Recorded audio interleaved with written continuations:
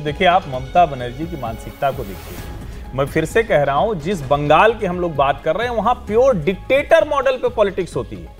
Communist भी बर्दाश्त नहीं करते थे, गांव से लेकर तालुका से लेकर पंचायत तक। और यहां भी आप एक विधायक का सवाल नहीं है, उनको यह लग रहा है कि अगर ये शून्य से ऊपर जो सो कॉल्ड सेकुलर फ्रेमवर्क है उसमें कहीं और खड़ा कोई दिखा तो हमारे लिए मुश्किल है। यानी उनको लगता है कि वन पार्टी के तौर पर, सेकुलर वोटों के ठेकेदार के तौर पर वो अकेले दिखें, और इसीलिए वो कोई अवसर नहीं चुकती। वरना जब वो त्रिपुरा में गई, जब वो राहुल गांधी को एक तरह से बी टीम कह रही थी, वो भारतीय जनता पार्टी की, वो कह रही थी कि ये नरेंद्र मोदी को बड़ा बना देते हैं। अभी कितना विचित्र तर्क है, कोई भी हास्यास्पद मानेगा कि राहुल गांधी नरेंद्र मोदी को क्यों बड़ा बनाएंगे। ठीक है, टीवी की बहस में चलना ठीक है कि राहुल जी गए वहां, रैली की और भाजपा के लिए मोमेंटम बन गया, लेकिन ममता बनर्जी जो एक राज्य की मुख्यमंत्री हैं, कांग्रेस से निकली हुई हैं, एक राज्य में इतने मजबूती से जमी है, वो राहुल गांधी पर यह आरोप लगाती हैं। दरअसल उनको हिस्सा दूसरे का नहीं चाहिए। चलिए, मैं अब ये सवाल पूछता हूं डेविल्स एडवोकेट बनके ममता बनर्जी के पक्ष से। ये आरोप ममता बनर्जी पर ही क्यों? अरविंद केजरीवाल क्या ये नहीं करते?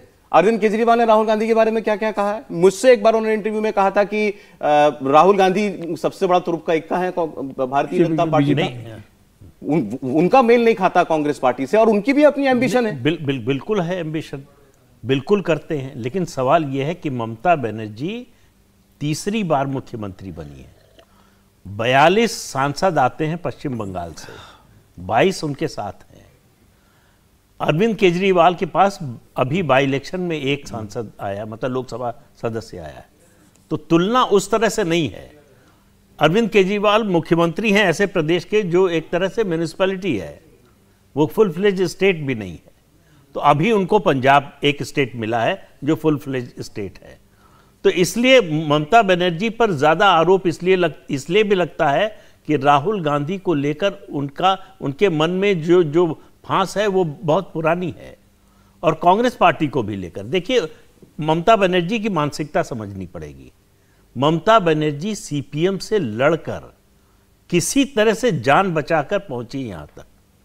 उनका मानना था कि कांग्रेस पार्टी सीपीएम की स्टूज है, यही कह के उन्होंने पार्टी छोड़ी थी और संघर्ष किया। एक समय तो उन पर लाठीचार्ज हुआ था, ऐसी हालत हुई थी कि बचेंगी नहीं, जान जाते बच्ची थी।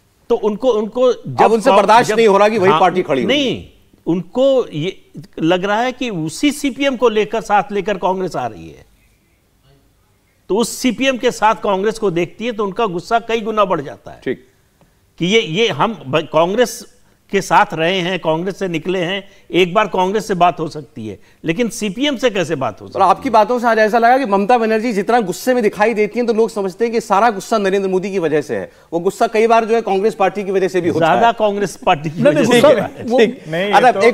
ममता जी जिसको कहते हैं ना कि सामान्य तौर पर सामान्य व्यक्ति से 10-20 गुना ज्यादा गुस्से में रहती हैं, उस पे वो सीपीएम कांग्रेस को एक साथ देख लीजिए तो गुस्सा बढ़ जाता है, फिर नरेंद्र मोदी केंद्र में कुछ कर देते तो गुस्सा बढ़ जाता है। तो एक तरह से कई गुना गुस्से ममता जी स्वाभाविक तौर पर दिखती हैं और इसीलिए ऐसा दिखता है। चलिए, ये आज की चर्चा जो हुई, हमने शुरुआत की थी बालासोर ट्रेन हादसे पर सीबीआई की जांच से और ममता बनर्जी की पार्टी की उस टेप से।